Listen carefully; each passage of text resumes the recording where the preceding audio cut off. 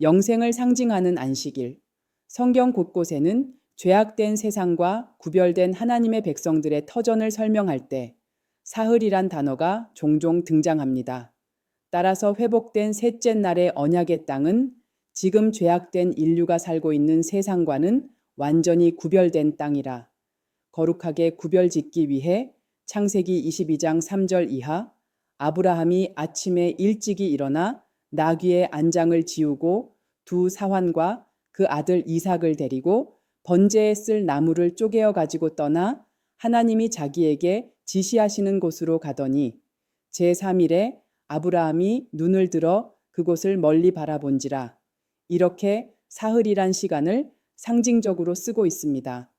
하나님은 창세기 셋째 날의 회복을 위해 누군가 죽어야 할 자를 대신해 죽어야 하는 하나님의 어린 양 예수 그리스도가 십자가에서 죽고 사흘 만에 부활의 모습으로 살아나는 장면을 이삭을 등장시켜 은혜의 복음을 전하고 있습니다. 이는 인간의 노력으로 마련되는 것이 아니라 하나님께서 준비하신 터전이란 뜻입니다. 또한 창세기 30장 30절 자기와 야곱의 사이를 사흘길이 뜨게 하였고 야곱은 라반의 남은 양 떼를 치니라. 하나님의 택함을 입은 야곱의 거처와 세상을 상징하는 라반의 거처가 사흘만큼 떨어져 있습니다. 하나님께서 회복하시는 셋째 날의 터전과 언약의 땅은 죄악된 세상과 완전히 구별된 것임을 창세기 40장 13절과 19절에서 지금부터 사흘 안에 바로가 당신의 머리를 들고 당신의 전직을 회복하리니 당신이 이왕의 술 맡은 잔을 그 손에 받들게 되리이다. 지금부터 사흘 안에 바로가 당신의 머리를 끊고 당신을 나무에 달리니 새들이 당신의 고기를 뜯어먹으리다 하더니 이와 같이 사흘이란 시간 속에 새 생명을 얻거나 목숨을 잃는 것을 등장시켜 심판과 구원을 나타내고 있습니다. 또한 출애굽기 15장 22절 이하 모세가 홍해에서 이스라엘을 인도하매 그들이 나와서 수르 광야로 들어가서 거기서 사흘 길을 행하였으나 물을 얻지 못하고 마라에 이르렀더니 그곳 물이 써서 마시지 못하겠으므로 그 이름을 마라라 하였더라. 백성이 모세를 대하여 원망하여 가로되 우기가 무엇을 마실까 하매 모세가 여호와께 부르짖었더니 여호와께서 그에게 한 나무를 지시하시니 그가 물에 던짐에 물이 달아졌더라. 거기서 여호와께서 그들을 위하여 법도와 율례를 정하시고 그들을 시험하실 때 이스라엘이 홍해를 건넌 뒤 사흘 길을 가서 만난 것이 마라에 쓴 물입니다. 그 쓴 물에 하나님께서 지시한 나무에 던졌더니 그 쓴 물이 단 물이 되었는데 그 한 나무가 바로 예수 그리스도의 십자가입니다. 쓴 물에 불과했던 마라, 즉 마리아가 예수 그리스도의 십자가로 말미암아 단물로 변하는 사건입니다.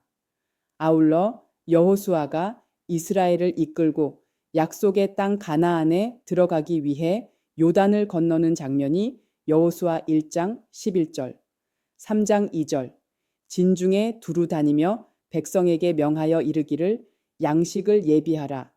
3일 안에 너희가 이 요단을 건너 너희 하나님 여호와께서 너희에게 주사 얻게 하시는 땅을 얻기 위하여 들어갈 것임이니라 하라.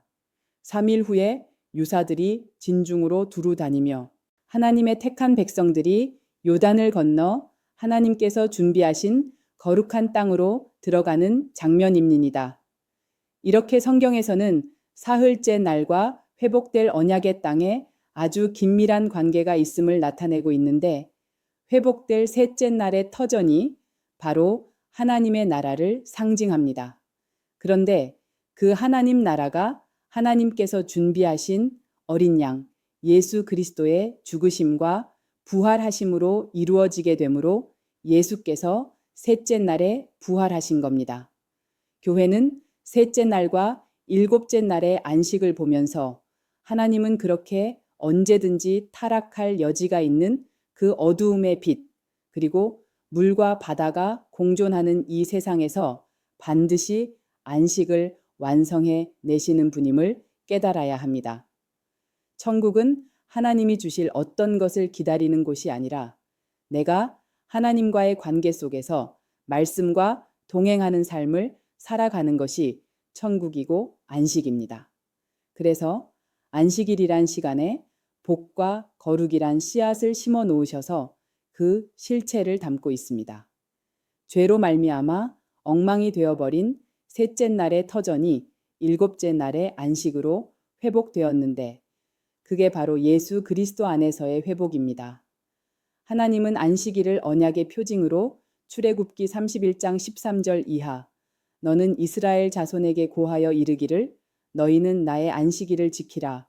이는 나와 너희 사이에 너희 대대의 표징이니 나는 너희를 거룩하게 하는 여호와인 줄 너희로 알게 함이라. 너희는 안식일을 지킬지니 이는 너희에게 성일이 됨이라.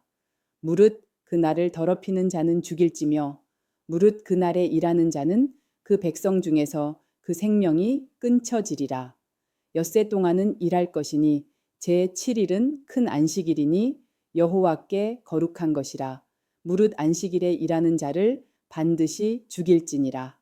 이같이 이스라엘 자손이 안식일을 지켜서 그것으로 대대로 영원한 언약을 삼을 것이니 이는 나와 이스라엘 자손 사이에 영원한 표징이니 나 여호와가 엿새 동안에 천지를 창조하고 제7일에 쉬어 평안하였음이니라 하라. 하나님께서 복을 부으시고 거룩하게 구별하신 안식일이 하나님의 언약의 표징인데 그 언약이 창세기 17장 7절 이하 내가 내 언약을 나와 너와 내 대대 후손의 사이에 세워서 영원한 언약을 삼고 너와 내 후손의 하나님이 되리라. 내가 너와 내 후손에게 너의 우거하는 이 땅 곧 가나안 일경으로 주어 영원한 기업이 되게 하고 나는 그들의 하나님이 되리라. 창세기 17장 7절에서 8절. 이와 같이 너희가 내 백성이 되고 나는 너희의 하나님이 되리라 입니다. 이제 안식일의 실체이신 예수 그리스도가 이 땅에 오셔서 십자가에서 죽으시고 다시 사심으로 하나님 나라가 이루어졌음을 골로사의 2장 6절 이하. 그러므로 먹고 마시는 것과 절기나 월삭이나 안식일을 인하여 누구든지 너희를 편론하지 못하게 하라.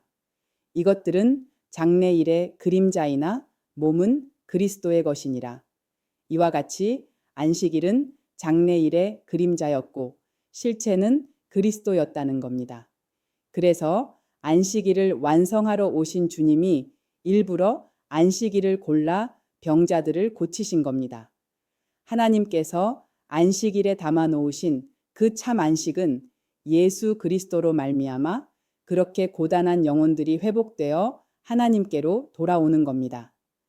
따라서 구약에서 안식일에 일을 한 사람을 죽여버리신 것도 같은 의미입니다. 타락한 인간은 땅과 함께 저주를 받아 자기가 땀을 흘려야 겨우 먹고 살게 됩니다. 그래서 인간이 하는 일은 이제 먹고 살기 위해 노동이 된 겁니다. 원래 인간은 하나님의 위대한 창조 사역에 동참하는 동반자로서 하나님의 영광을 드러내면서 그 아름답고 위대한 창조를 하나님과 함께 행하는 것입니다. 그런데 아담이 범죄하여 하나님과 분리됨으로 인간의 노동은 하나님을 잃어버린 자들의 먹고 살기 위한 몸부림이 되었습니다. 그러나 안식일은 예수로 말미암아 우리에게 주어질 완성된 하나님 나라입니다. 거기서는 누가 우리를 먹여주냐 하면 하나님께서 먹여주시기에 그래서 그 영생을 상징하는 안식일에 하나님이 먹이시니까 너희 배를 위한 일을 하지 말라고 하신 겁니다. 그래서 하나님은 광야에서 안식일에 먹을 것을 그 전날 미리 다 주셨던 겁니다. 그런데 안식을 완성하신 주님께서 오셨기 때문에 지금의 교회들은 그 주님의 말씀과 함께하는 것이 곧 안식이 되는 겁니다.